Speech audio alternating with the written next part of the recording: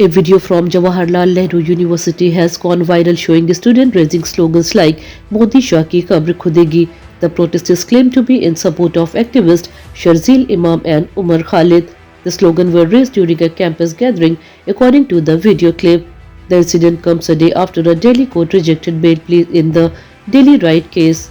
The video has triggered strong political reactions with leaders demanding strict action. JNU administration has said it is looking into the matter. Police sources say they are verifying the video and facts. The issue has once again brought JNU into national debate. Senior Congress leader and former Union Minister Suresh Kalmani has passed away at the age of 81 after a long illness. He breathed his last early Tuesday morning at Dinanath Mangeshkar Hospital in Pune. Kalmani was a prominent political figure in Maharashtra and served as a member of parliament several times. His mortal remains will be kept at Kalmani House till 2 p.m. for public homage. The final rites will be performed at Vakund Crematorium in Pune at 3:30 p.m. Several political leaders have expressed grief over his demise. Congress President Mallikarjun Kharge has questioned Prime Minister Narendra Modi over his approach toward US President Donald Trump. Kharge said that the country did not elect a Prime Minister just to nod his head in front of foreign leaders. He asked why PM Modi appeared to be surrendering or bowing under pressure from Trump on international matters. Kharge stressed that India should take independent and firm decisions based on national interest. He also spoke about the situation in Venezuela, saying that conditions there are not normal and people are facing serious difficulties. According to Kharge, India must clearly stand for democracy, human rights and global stability. The Supreme Court has set aside the dismissal of Madhya Pradesh judicial officer Nirbhaya Singh Sulia. The court ruled that a judge cannot be punished only for passing an incorrect or flawed judicial order. A bench of Justice J.B. Pardiwala and Justice K.V. Vishwanathan said such action violates due process of law. Sulia, who had an unblemished service record of 27 years, was removed from service in 2014.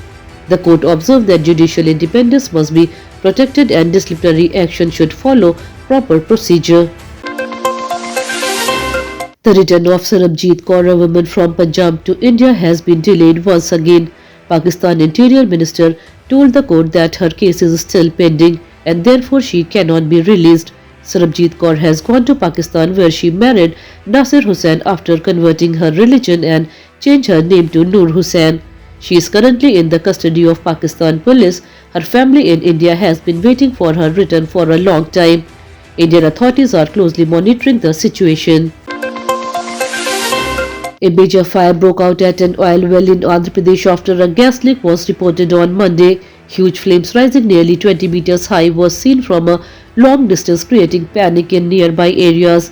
As a safety measures, people from 3 nearby villages were evacuated. Fire and emergency teams rushed to the spot and cordoned off the area. Meanwhile, expert teams from ONGC have been sent from Delhi and Mumbai to control the gas leak and bring the situation under control. Venezuela President Nicolas Maduro appeared before a federal court in New York and strongly denied all charges against him. He rejected allegations related to drug trafficking and arms smuggling. Maduro described his arrest as illegal and called it an act of kidnapping. His lawyers argue that the case violates international law and Venezuela's sovereignty. The US has accused Maduro of leading a criminal network, which he has repeatedly denied.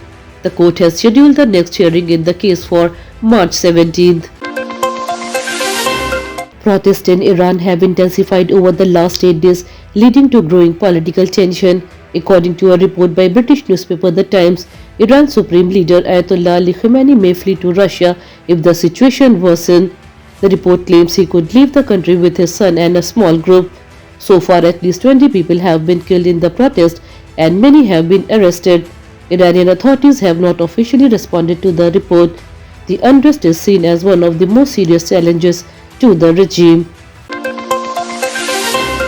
Indian stock markets closed lower today as heavy selling pressure dragged key indices down. The Sensex fell by more than 200 points during trading, while the Nifty also slipped around 50 points. Auto and energy sector stocks were the biggest loser, facing strong selling from investors. Market experts say global cues and profit booking weighed on sentiment. Banking and IT stocks showed mixed trends, offering little support to the market. Analysts advise investors to stay cautious and closely watch global market movement and upcoming economic data. In the Vijay Hazare Trophy, Mayank Agarwal scored a brilliant century, leading his team to a strong position. His confident batting impressed fans and experts alike. Devdutt Padikkal also made headlines by becoming the first batter to score more than 300 runs in the three consecutive seasons of the tournament. However, it was a disappointing day for Arjun Tendulkar, who was dismissed after scoring just one run. The match saw a mix of strong performances and early setbacks, keeping the tournament exciting for cricket fans. Severe cold conditions continue across North India, badly affecting daily life. In Madhya Pradesh and Rajasthan, intense cold forced authorities to close a school in 44 districts. In Uttarakhand, Kedarnath recorded an extreme temperature of minus 23 degrees Celsius, making it one of the coldest places in the region. Himachal Pradesh and Kashmir witnessed the coldest night of the season, with temperature dropping to minus 10 degrees Celsius. Dense fog and icy winds disrupted transport services. Authorities advise people to stay indoors and follow safety guidelines. That's all for today's bulletin. We'll be back with more update next time. Until then, this is Tamanna Rizvi signing off. Have a good day.